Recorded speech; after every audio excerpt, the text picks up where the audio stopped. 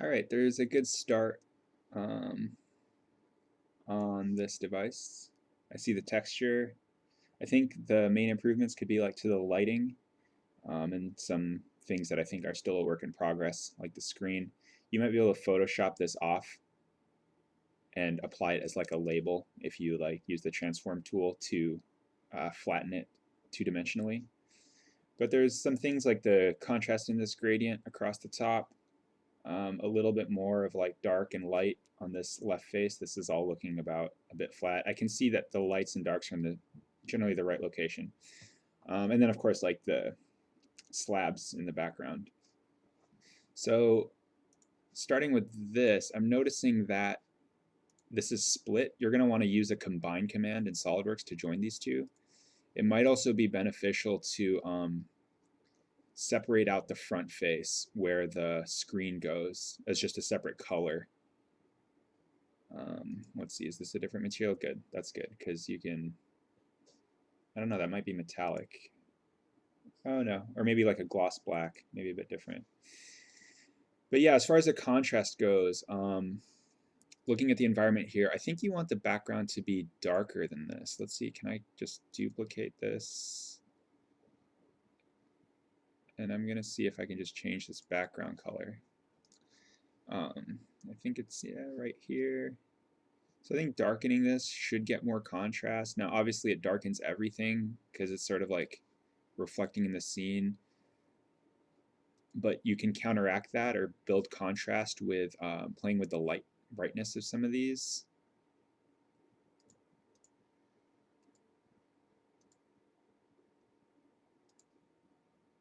Which it looks like you've already done. Now, something I'll do too if I'm trying to get like a gradient across something, is changing the shape of this from a circle to a rectangle. And what this allows us to do is play with like the sort of height and width independently. And now if you combine that with like rotating it, it's possible to get it to be more of like a strip of light that can exist only within a certain area on the top. But it definitely does take some playing with it. Let's see if I can position it on here. There we go. So you can see here, this is pretty extreme, right? Pure white, pure black, and that's not quite what we want. So part of that is going to be taking the brightness down. The other part of that is playing with this item called fall off. You can see it kind of like blurs it here.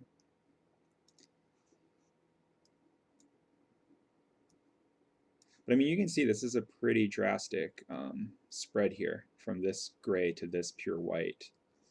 So, and it definitely takes like just a little, playing with all of these elements.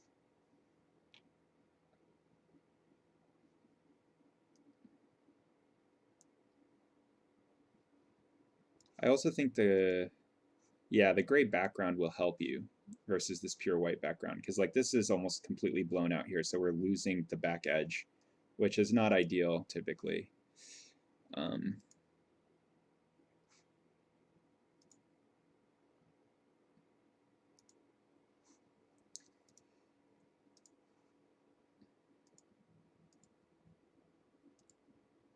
Let's see, I feel like you want a pin light position on this face.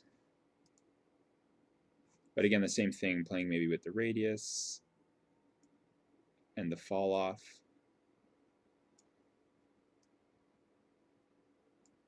Or again, maybe even making this a rectangle.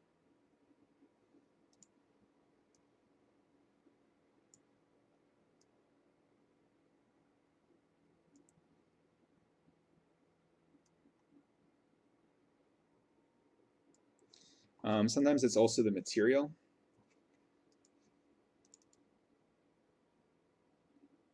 Yeah, so this is a matte black paint, so it's not going to get gradient through here. I think if we replace it with this like, whoops, didn't mean to do that.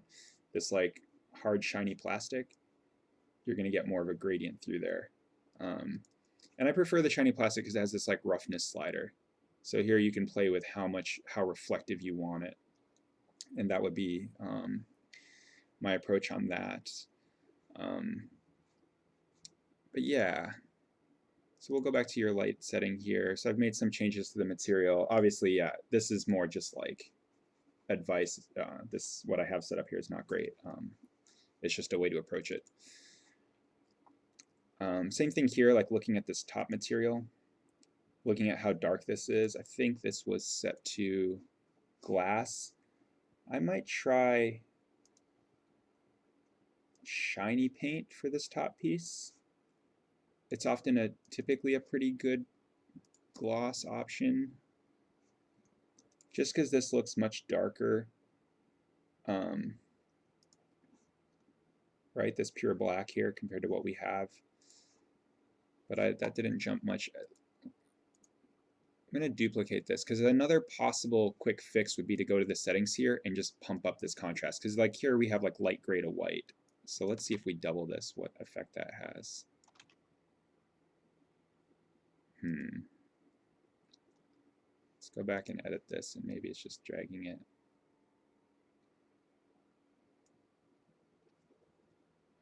Yeah, I think it's a mix of materials and color. Oops, I didn't save that.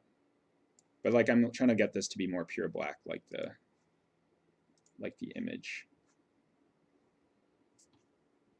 So yeah, I mean, I think you have a good start. The shadows are in the right place, but I think just playing like with these materials, like I showed, trying to get some of these gradients across these faces. I think for this one too, I think metallic paint should work well. I think for me, like I typically go to like a rough aluminum for something like this. And here you can see that change. The gradient is a little bit more extreme across the top, which again is what we want. So I think a mixture of playing with materials and lighting should get you close. This is looking really good. I noticed since class, and I think you mentioned this in class, that you have updated the texture. The shadows are looking crisp. The light's in the right area. So really you're in good shape. If I can just offer feedback in terms of like, improvements. So at this point it is quite nitpicky. I think it looks to me like the fins could be like microscopically bigger, like just a little bit wider. And then I think the only difference that I can really see is this top ring here. This is lighter here. This is just a bit darker. Now, it might be, so one trick that I'll sometimes use that's kind of like cheating, quote unquote, is like if I have a face that I want to treat separately or I just can't get right, I might split it out in SolidWorks. So like this whole top face and radius, I might set to be a different color and bring it in. And then simply it's a matter of just like taking whatever material this is and like brightening the specularity of it, or just the overall color, or turning down the roughness or whatever, so that it's more reflective and more responsive to light. But I noticed that this is part of the base body, so obviously that won't work for you here. Unless you go back in CAD and or SolidWorks and make that change. Again, I don't necessarily think you need to. If I'm just like looking for differences, that's one that I can see. Now, one thing I did try to do is I added a sphere here with a light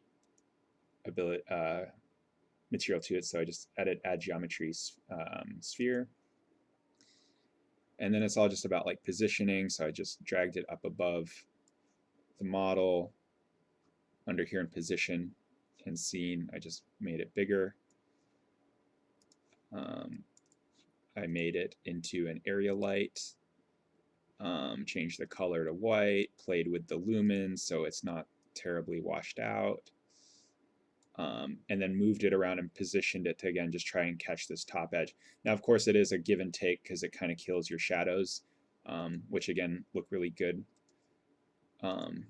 Also unchecked visible to camera, so we don't have a floating orb. But yeah, I played with the position. I think I dragged it like up and back. You can see it's here, but in space, I believe it's like actually behind the model.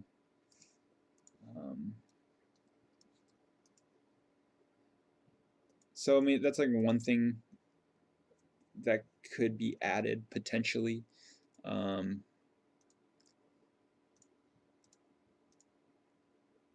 here we can see the difference. So that's with it on. Obviously, I need to sit and let this kind of calculate a little bit. But I'm going to turn it off. Let's look at this top edge as I turn it off. The top edge just gets darker. So I do think that helps. I would need to look at how it responds to the rest of the model. Some other like kind of picky things. I don't know. It's my gut that these should all be combined in SolidWorks.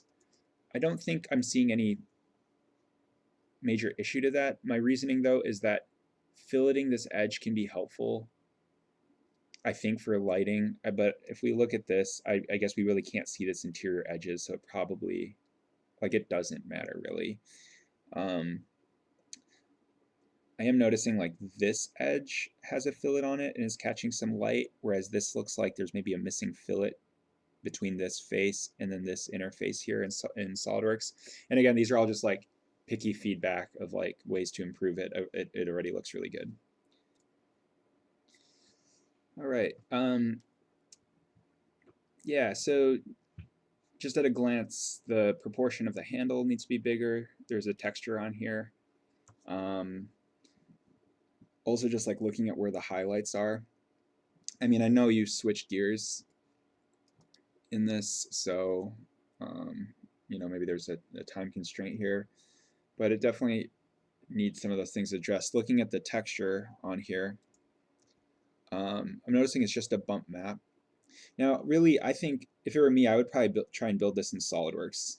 I would probably just like cut a line of circles and then just do a pattern all the way around to get it to like be these two different materials. You could, like, before you cut the circles, you could shell this body. So load the shell command, click on like the bottom flat face, and it'll make it hollow. And then you can just kind of revolve a dummy body behind the shell. And then in KeyShot, you can apply this like metallic. The material here looks pretty good, what you have already. But then to the body behind it, you can apply like a flat black rubber or something so that it looks like this. But if you want to do it as a texture, I think I would try and do it both as a bump and I forget what this is called now, but this sort of like gift wrap texture is what I call it. And then you do definitely want it to wrap all the way around. Again, I realize there's probably a time constraint here. I'm also noticing that this is probably just Photoshopped from the file based on like what I'm seeing in here. I think it'd be better to, like, I can see the curvature to this. It should really just be like a flat swatch. And really, you can probably download, if you just search for like dot matrix or like dot pattern or like dot pattern texture in Google, some of this stuff should pop up, and it can match this. So yeah, I think getting those things adjusted. Now we also did talk about, to me this view is just too basic. There's not a lot of interest here. Part of the goal of this is like studying realistic product details. This shows a bit more. We see the ports, we see the part line, we see the gap of the texture here.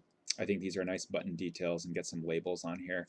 So I'd prefer to see this view as opposed to this one. This is just a bit too basic. So yeah, hopefully can get some of those adjustments made. As far as this texture goes, I think the application of a cylinder might be better given the shape of this. If we move the texture here, we can see it's like kind of a weird angle. I think rotating it so that it's concentric, and then just like playing with these settings like diameter. And again, this is where it would be a swatch, and not, I can also, I think I can see here in the application that it has the curvature in it. Whereas if this were a swatch and it was repeating, I think this repeat horizontal is what we want, it would align better. But again, that's if you want to go that route. My recommendation would be to build this in SolidWorks. It will look more accurate that way. Yeah, this texture is going to be tricky because of the nature of this curve. But I think trying to get like a horizontal line texture, sometimes it can paint it on here. I mean, you could also look at some of the, like, what is it here? These like cloth options. might get you close if like you're in a time crunch. And obviously just like fixing some of these things again that look like it was just like a quick SolidWorks thing. I mean, really, we do only need the view that we see. So I can understand, as long as it looks right, if it crashes into itself, that's okay. I'm not collecting the CAD. But I do think like building this out, getting the proportion better. What I mean by building this out is if I look at this, I guess you kind of already have it actually, I'm noticing now. You have the second body in here. But maybe just like double checking that proportion and the material change, right? This is a darker black and more glossy. I think those things will help. But yeah, I think it's just a bit more time in SolidWorks and getting some of these details down, and you should be good. All right, looks like there's a good start here. Some differences I'm seeing, other than the proportion, which I know we talked about, and I know there were challenges there. It's mainly to like the materials and lighting. So this looks kind of washed out, pure white. Whereas there's a little bit more gradient through here. There's some shadows down here. I'm also noticing like there's a bit of like a yellow tint to my eye to this like ceramic material, whereas this again looks pure white. Also the orange looks a bit flat. So it's a mixture of lighting and materials. So we're going to start with materials. Don't forget in your environment and settings here in the backplate image to load a copy of your selected image. That is a point requirement for the project. And the reason that's good to do is now we can also compare them, right, left to right. And so now we can see the difference. So I'm going to double click on this material to edit it. I'm going to take the diffuse color. And if I click once on the color picker, I can like hover over here and select this color directly. And click OK. Now it's not updating. I think I noticed here like, or it doesn't look like it updated. I'm pretty sure it did. The contrast is blown out here, which is totally okay. Anything goes. The problem with maximizing the contrast is your whites just get blown out. So I'm just going to knock this down to like a 1. And now hopefully we can see the color a bit better. And I'll come back to this. I'd prefer to do this a little bit more manually. Again, that's just me. Like playing with that color picker or the contrast slider is okay generally. It just kind of runs into a limitation. I prefer to use that at the very end as a tweak. So I'm trying to get a bit more color here. I don't know if maybe like picking from a different location, something more like here. It's maybe a bit pink. Already there, I think it's a bit better. I just want to like up the saturation a bit. This is going to be a really fussy step. I'm just going to click OK here. And here you can also hopefully see the orange is different. If I double click on the orange, I think I noticed that you have a weave material, which makes sense because this is a cloth. But I'm curious if I'm going to try and mess with it and apply just like a gloss plastic. But before I do that, playing with materials, there's a way to do it so you save what you already have. So it's clicking on, in the scene, clicking on these like little chevrons. And I think if we click on add model set here, and what it does is it just asks like, hey, what do you want to copy over? And in this case, we want to copy everything over. We don't want to link materials, so we're just going to click OK. Oh, we have to name it. My bad. Just name it 2. Click OK. And so it adds another set to us here. And just to illustrate a clear difference or why we might want to do this is if we just apply like a completely different color to one of these things. It allows you to toggle back and forth. So if you're unhappy with the changes, you can just check default and it'll go back to what you had. So it allows you to kind of experiment and play without writing over the data of what you already have. So yeah, I'm going to double click on this. I'm going to take this all the way down so it's nice and glossy, and then I'm just going to try and make this orange. And in fact, I'm going to use the same color picking technique and try and find some of this orange. And again, can always fine tune with these.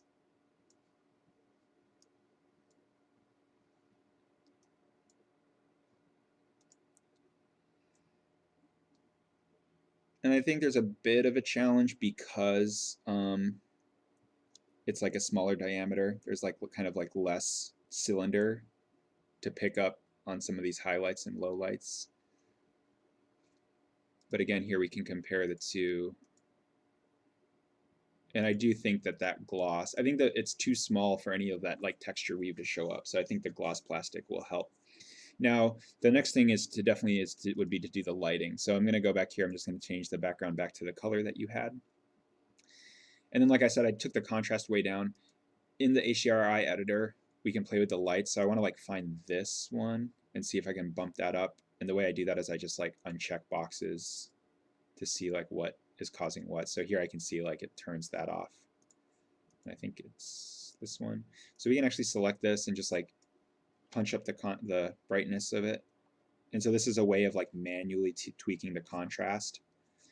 And now we're still getting some shadows in here. We're getting this to be brighter. Another thing that you can play with here is this selection called fall off under adjustments. It feathers the edge.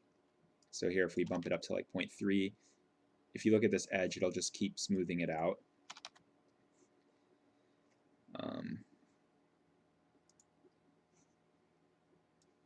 But yeah, again, the goal is like getting it closer here. And I think that's working. It's really mainly that light. I think that needs to be tweaked. The other thing that can be done is like here I notice it's stopping. So either the radius could be made bigger. Let's try 35. Or if that doesn't work, setting it to be a rectangle. The rectangle allows us to change X and Y independently. So like that makes it taller, but we can also make it more narrow. And again, we can play with this fall off down here if we need it to be even softer. And now maybe take the brightness down. So it's all just playing and tweaking. Now maybe a bit wider. But I think that's a better way to play with the contrast than the slider. I mean, again, the slider is good as like a final tweak, but this allows us a bit more control. And now we've regained some of the like, because we've darkened this material, added a bit of hue to it, we've gotten some more of the shadows back in this bottom portion. All right. Yeah, this is looking pretty good. I like the materials, but I understand your question about the glass here and the text. So let's start with the text. It looks to me like you pulled this label directly from here, which is great. That's what I would do. But I think the missing step is going into Photoshop to straighten it out. So here's your label. I would just Control T for the transform tool. Ideally, there'd be a bit more room to work here. So let me start with that image, canvas size. I just want more room to work within here. So I typically will get it horizontal like this first, and then I can just kind of shift it. And it's just basically trying to make it like take away the perspective, make it two-dimensional. So I'm holding Control and dragging like each of these corners independently of each other. It doesn't have to be perfect.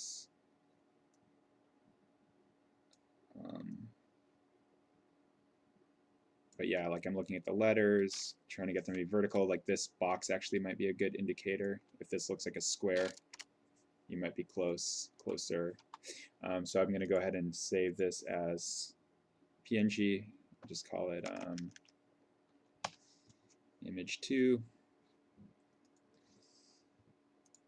And now just go to free camera. I like to take like a standard side view of this. Oh, it looks like maybe it's already at an angle. That's fine. So I'll just pivot to this side view, double click on this, go to the labels, uncheck this, and load the new one.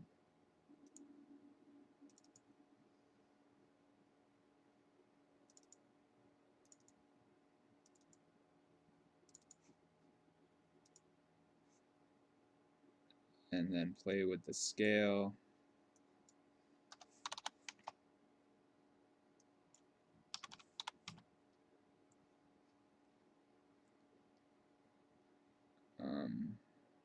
You can always move the texture.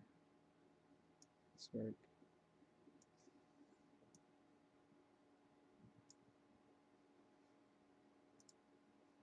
Maybe it needs to be rotated 180 degrees.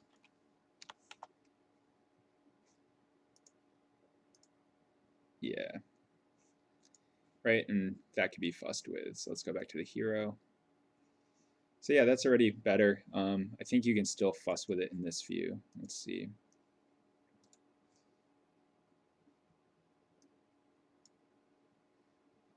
Translate, we want that to be checked so that we have these arrows. And that will adjust that. The next thing to adjust is the glass here. Now, I noticed that you have iridescent glass set. I'm actually not familiar with iridescent glass, but I was playing with your settings, and it seems like a good path to take. I do know that this dielectric setting here is good for glass, so that works. Honestly, all I did is I just played with these sliders just to see what happens. And it's a combination of the properties and the textures. So firstly, to the properties, I changed this refractive index to like, I took it down.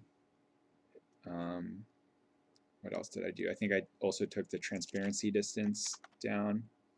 It got it a bit more saturated. I pushed this refractive index up. I noticed this made like the iridescent color more. Like, so again, this can be set to like your preference. I think I had it somewhere about here. And then this roughness slider, it kind of blurs it a bit, especially on this outer edge. It's going to be really hard to get this exact look. I mean, I noticed that this highlight here, I'm kind of blurring that out, but I also noticed the gradient is what contributes to this look. So I think it's just really playing with these settings. Now in the textures here, again, I just kind of took these down. So I think I took the scale down to a half. And really, I think I unchecked invert. I don't know if that makes a difference. I think it just flips this. But I was playing with the shift of just dragging it until it makes that jump and trying to find this happy middle ground. I think I also ended up pushing these two closer together. And really my goal was to find where the teal and the orange are almost butted up against each other here. And I think dragging the scale, like making the scale smaller, helps with that. It is definitely like this kind of playing here. So here we go. This was my goal, was to always find this like where I got both colors on this face, and was playing with these three sliders mainly. I know like all of these other ones affected it too. I think the location slides the color. I don't know the difference between this angle and this angle, I'll be honest. Ooh, although this is nice, this tilts if we want to get a bit of an angle there. But yeah, I mean, and then it is checking back and forth to the image. So like the orange is on the left, the teal is on the right. So a quick fix to that is just flipping these, inverting them like this.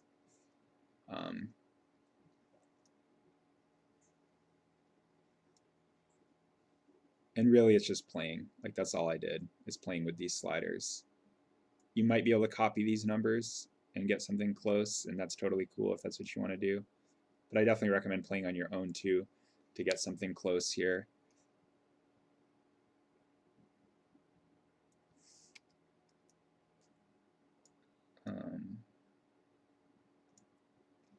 Darn, I like what I had before. There we go. And then so once you have this kind of in the middle, then what I did is I went back to the properties and I just kind of played with these further. So again, if you want this shape to grow bigger, I played with the refractive index. We can blur it out more with this kind of roughness setting. I don't know, I didn't play with these too much.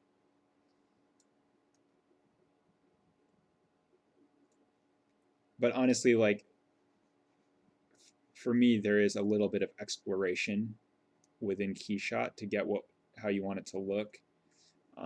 Aside then, of course, just Googling it. but yeah, I mean, it's not perfect, but we get the general gist of this left right. I mean, other things possibly to play with would be like layering glass, maybe. But I think as long as you're close, like points wise for the project, I'm happy with it. Um, this is pretty fussy. I think my last feedback would be like to some of these material settings. This is just getting it a bit closer in terms of like color and brightness. Like this is just looking dark compared to this one. So yeah, Axalta paints are good, but changing the color of them is really tricky. Something similar to Axalta paint, I think, is metallic paint. Um,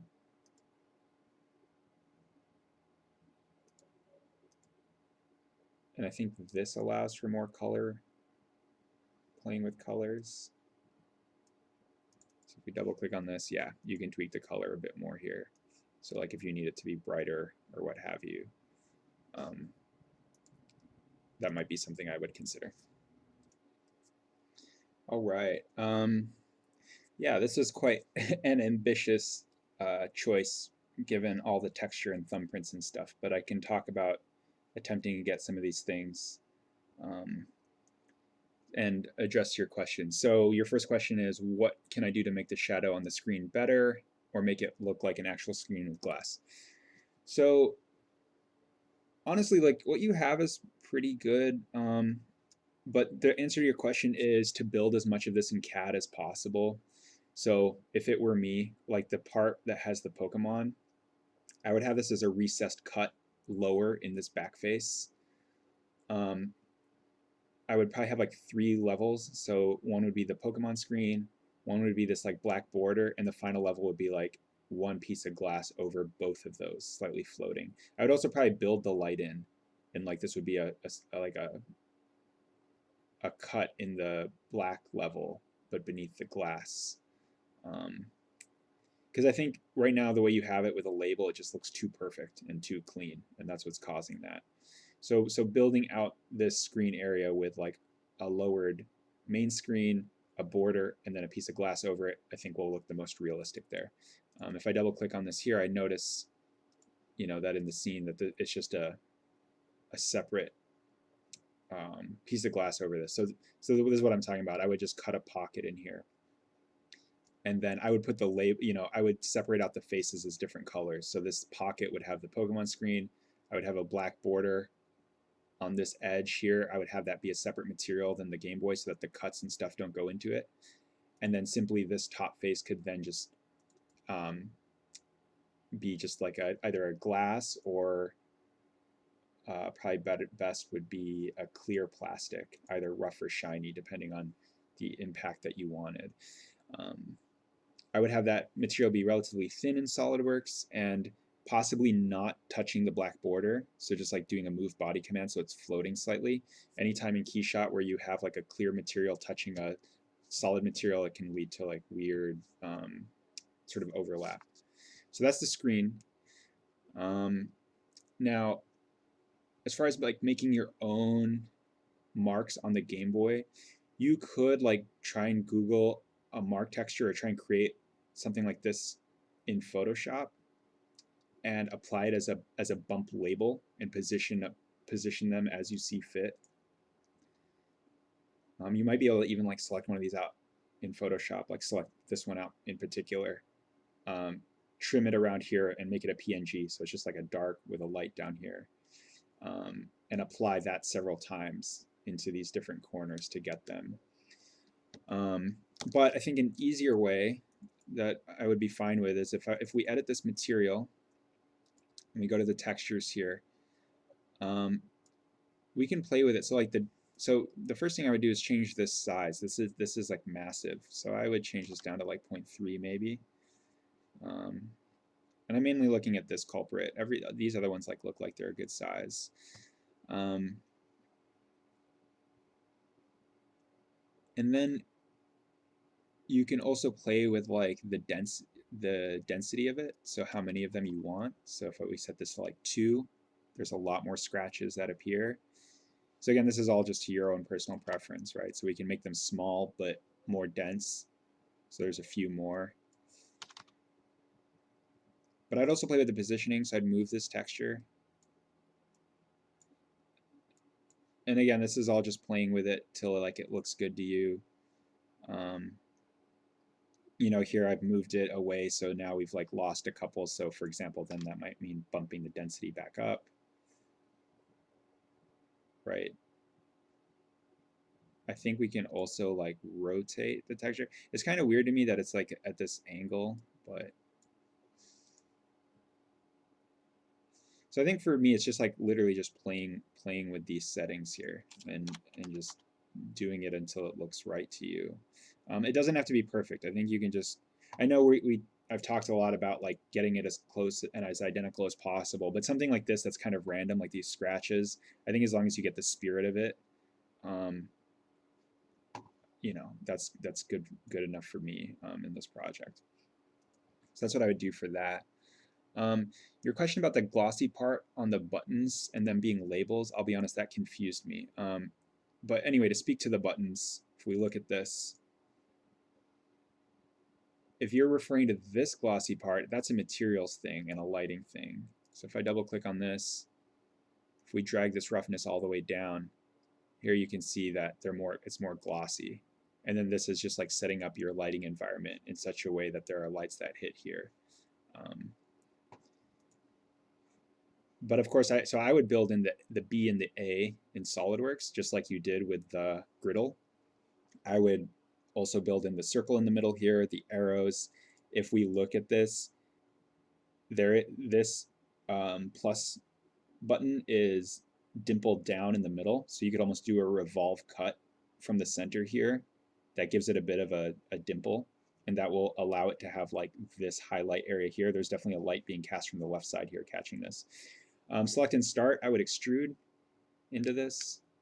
I'm not quite sure how you did the Nintendo. Yeah, I mean, I would cut the Nintendo in also in SolidWorks. If you can find a Nintendo vector logo, but how you have it here isn't bad. You have it as a bump, so that's good. I mean, it works. It looks good, so maybe time is better spent elsewhere. Now, the other thing I wanted to show you is, we've talked about this, is the thumbprints, but I've never shown it to you. So what I did is I literally just went to Google and Googled for thumbprints. I then went into Photoshop. Here's the raw image that I downloaded. Did I open the right one?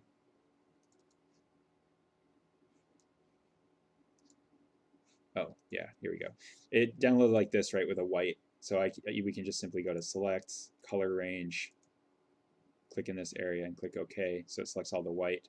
If we double click on the background, we can turn it into a layer, hit delete on the white area. Now, some things you can do to prepare it. I mean, I don't know how comfortable you are in Photoshop. Like, for example, we can select, modify, expand the selection. So what this does is it cuts in, right? If we expand it by like 2 pixels, it will cut into some of this white area, so we can kind of like delete that out. Another thing we can do instead of expanding is if we lock this, so we're locking the pixels now, and if I paint this over with like a black, now it's all one color. But I don't know, I didn't really do that. All I did was mainly what I showed in the beginning was the selection tool, and then I saved it out as a PNG. So here's the PNG I used. Those other suggestions are possibilities. You don't have to worry about that. If you don't want to, you can follow exactly like I did. Select the white, convert it to a layer and delete it, and then save it out as a PNG. Now when we're in Keyshot, I can double click on this material and I can apply it as a label. So I can go over here and click on label and say add label texture. Now I thought I saved it out, fingerprint 3. I'm going to just double click on this. So here's the PNG. You can see it comes in really large. This is what I was talking about. It has this like white area around it, but I think playing with the settings, we can get rid of that. So firstly, for size, if this box is checked, the bigger this number is, the smaller the graphic will be. Now you can see this is what I was talking about with like this kind of white aspect of it. So we can do a couple of things. Firstly, the label type, we can turn this to translucent, so it has a bit of a transparency to it. It'll blend it just a bit better.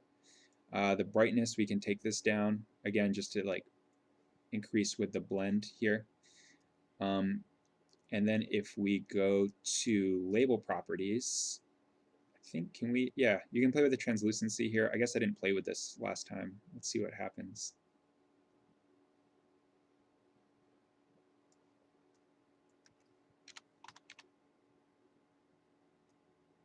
Yeah, not quite sure what the slider does. Sometimes I just, honestly, I just play with things in KeyShot and see what looks good. But what we want to do is we want to take this this color, I think, and we can make it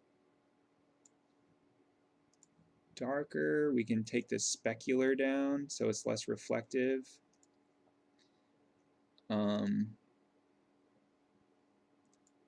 I think that's mainly all I did. Really, I'm just playing with it till it looks like it's nice and blended. And then once you're happy with it, you can click on Move Texture. Or even maybe not quite while you're happy with it, and move it into an area where it's like more visible. You can like rotate it. I think this can drag the size, yeah. And obviously you can do this with like different thumbprints. I think the like, where is it here? The less bright you make it, the more it will blend onto the surface. So maybe that's the main one to play with here.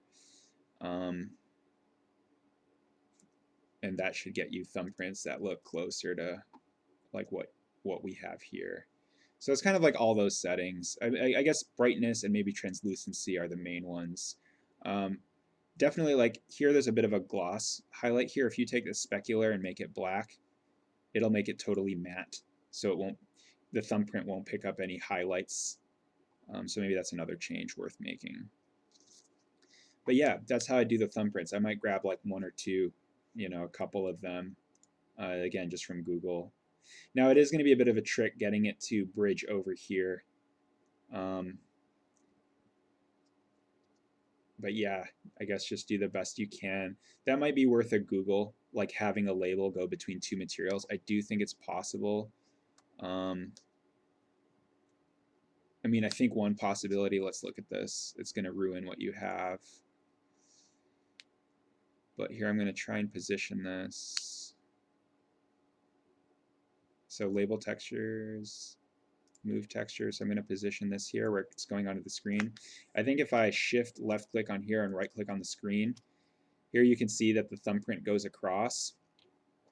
But now if I go back to like clear plastic, if I drag this over and hold down Control and let go, what holding Control down does is it applies the new material, but it does not overwrite the label. So maybe that's the way to do it. Let's see if I can make this more obvious with a color, just so we can see it happen. So I'm going to go to plastic and just pick one of these, blue. Oops. You want to click and drag first, and then now I'm holding Control. Oh, wait. Give me a second. I'm gonna right click on this first and say unlink material. So now I click on the blue, I drag, I'm holding the left click, and now I'm holding Control, and now I let go there. And here you can see I've applied a new material, but it maintains the label. So maybe that's the way to do that. So maybe get all those thumbprints down first, and then fuss with the screen after the fact.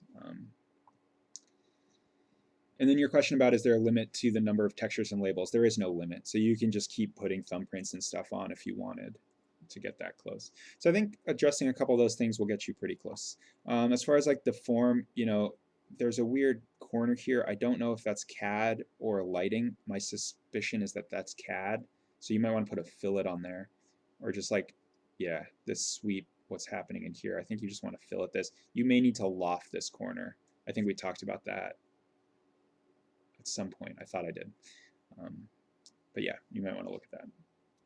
About this like wood texture in class, you know, I would, for me, I would just start this over. I think there's a lot of things layered here. I'm noticing there's like textures going this way and textures going vertically. And I think it's a good approach and a good effort, but for me, sometimes I think simple is is better. So I'm just going to start with one of the default wood textures in here under wood traditional. I found that this ash seems to look pretty good, at least as a start. So what we can do is we can take this, double click on this texture, or material rather, go to the texture command and first start by moving the texture. And this allows us to basically get the grain to where we want it. So by rotating the blue, we can get the grain to be horizontal. Now I notice there's vertical grain here. Again, this is your choice. You can play with this if you wanted to turn this corner. I notice that if we orient it, rotate it this way one more direction, we then get the horizontal grain on this face and the vertical grain on this face, which maybe is a little bit closer to this. It's not perfect. It doesn't have to be. We're just trying to get it to like, I mean, I definitely emphasize getting it as close and matching as possible. But I mean, some of the randomness in the grain, as long as you're getting the right direction, that's really all I think I can ask for. But now, of course, the color doesn't match. So this is like an old trick I used to do. It's probably not the best solution, but it has worked for me in the past. And that's simply to just edit this JPEG file in Photoshop to match this color. So if you actually right-click on here and say Show in Explorer, it should pull up the location of the original file. So I've already messed with this, so it's already actually in this folder here. But showing the location, it'll show it in the original keyshot file. And the process is then just copying that JPEG, going to whichever directory you're working on, and pasting it in there. So in this case, here in this keyshot package folder that I've been reviewing the files out of. But then you can go into Photoshop and open up the original. And this is where it's helpful to look at your source image. So here is the source image. I have the selection already made. I can copy this and paste it in here. Oops, let me go to this is the raw file. And now what I can do is I can just simply edit this to match. So I'm trying to match this background color to this foreground color. And so, it's just a matter of playing with the hue and the saturation, maybe the darkness of it. Control L for the levels to maybe match this a bit more. But here I'm just trying to look at this and match the background. And once I'm happy with that, I can just file, save as, a new JPEG. And then it's a matter of coming back into Keyshot. And here I can click on this and load the new setting I just made. And now hopefully, it's a bit closer. And I can also then apply it to this here. Now, as far as getting the lighting to match here, it's still looking a bit flat. But that would be, yeah, I mean, it can be both a material setting and a lighting setting.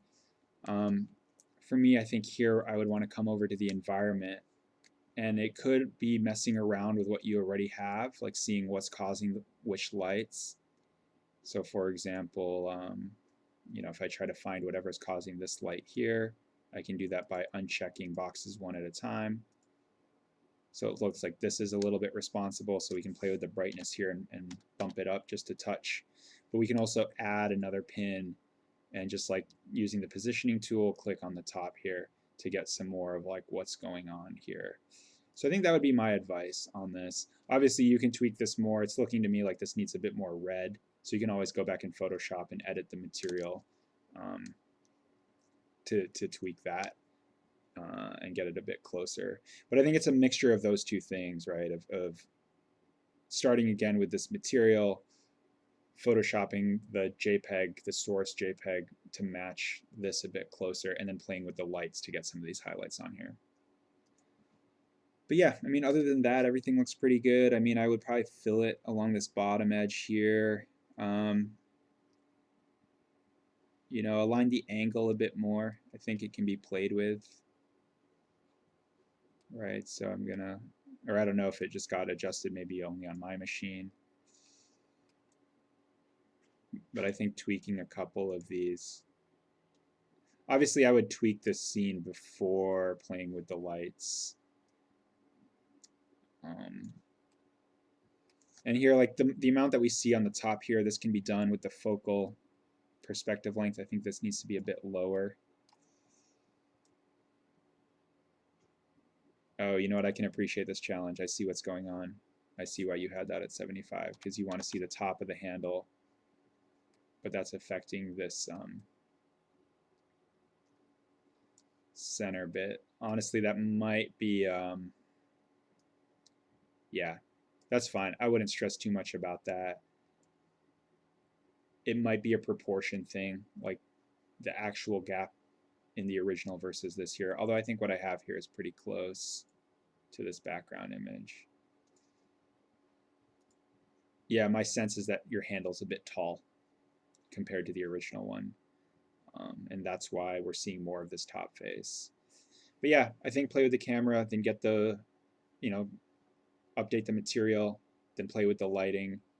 Or if it is a back and forth, right, it's coming back here, repositioning this new spotlight back on top, and then clicking done. But yeah, I mean, you're on the right track. I think it's just tweaking that wood one is the main challenge here. All right, so yeah, I'm aware this is still a work in progress, but this is the latest file that I downloaded from Keyshot on, I think, Friday evening, Saturday morning. And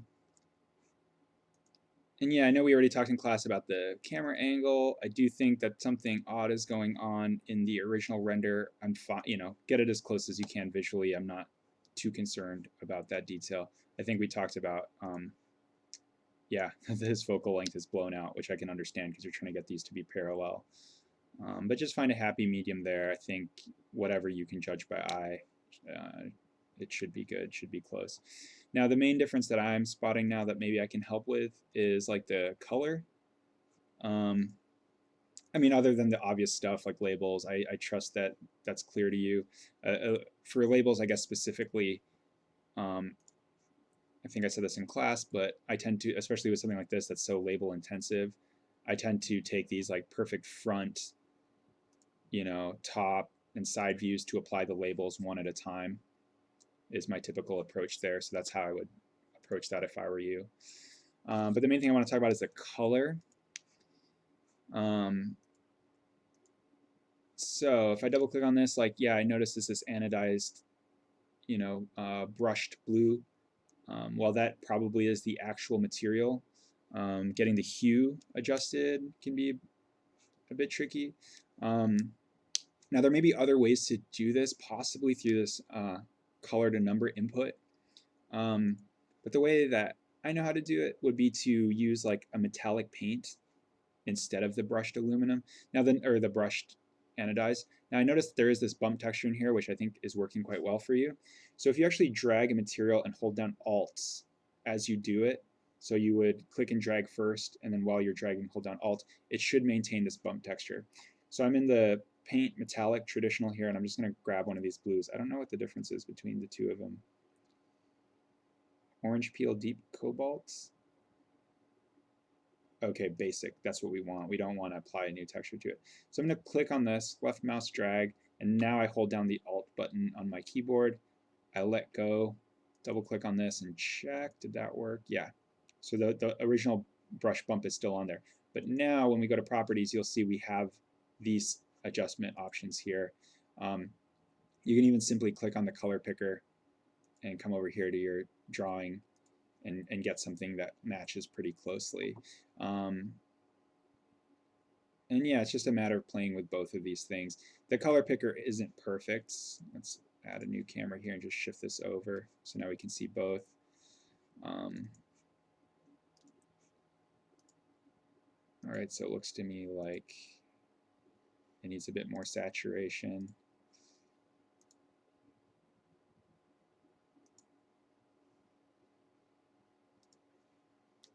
But I think that will get you closer. And then as far as the lighting goes, I think you start with a default background here, which is totally okay, especially with a view like this. Like it looks like a pretty generic lighting setup. I mean, my preference is always, especially in these situations, to start with like a pure black and just drop the lights where, you know, as few as possible. You should probably be able to do it with 3. And that way you can dial it in. But I mean, again, you're close. That's just my preference. It's not necessarily the right way to go about it. But yeah, just observing some of these things, like this face is lighter, this face is darker, um, whereas right now it looks like these two are pretty even. And I'm assuming that's because we have both of these even screens. I think one possibility is to select one of these and like turn the brightness down on it. Um, or vice versa, take the other one and click the brightness up and see if you can get some of that contrast in there. But yeah, I think it's just playing with the materials and lighting and just continuing on the path that you were on, and should turn out nice. All right. Yeah, I know we talked a little bit about the surfacing of this backplate and some of these, like the seam in class. I would also just get these fillets bigger in the corners. I think just there's still some CAD tweaking here to get everything dialed in. But as far as key shot goes, I think you're pretty good. It's looking really close with what setup you have. Um, so just a couple things with lighting. Um, this is so a couple options. Global illumination here.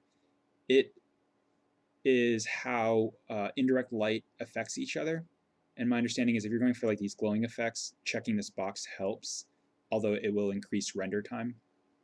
Um, and the larger this number, the longer the render time will be, but the more calculations it will make of like bouncing light. But what I've read is like 1 is a fine setting to leave that. And then another setting here would be checking the bloom box. I'll be honest, I don't really understand this, but my understanding is both of these options are good for glowing lights. So considering your render has both these elements, you maybe rendering with those settings might help. Again, the other trick that I use that I've recommended is like copying the body, setting it to be an area light, and turning it off to the camera so it kind of casts a glow, and like playing with those settings. So that's another option. But I mean, I feel like your lighting's pretty good, honestly. Now the other thing is the ground reflections here. So yeah, it looks like you're using the ground reflection settings, which is good, and honestly, typically what I use too. But I'm noticing here, like this is a bit crisp, this is a bit more fuzzy. So if you wanted to try and dial that in, one option is to go to Edit, Add Geometry, and add a ground plane here. It's at the very top, Add Ground Plane. And now this gives you, in your scene tree, it gives you an actual body, or surface rather, that you can apply a material to. I mean, really the default setting as it is, it looks like it's giving us this like fuzzy blur that we want from the light here. But if you really wanted to tweak it, you could add a material to it. So like this white. But I noticed the background's gray, so you probably need to tweak this to kind of match your image. But the nice thing is now you have a roughness slider, especially specifically with this shiny plastic. So you can dial in like how crisp or sort of fuzzy you want this reflection to be. So that's maybe something you might want to play with specifically to the ground plane. But as far as the key shot goes, again, I think you're pretty close. I think playing with some of these like glowing settings that I talked about, so like these two boxes, checking them, looking at the tutorial where it's basically like copying some of these and making them float.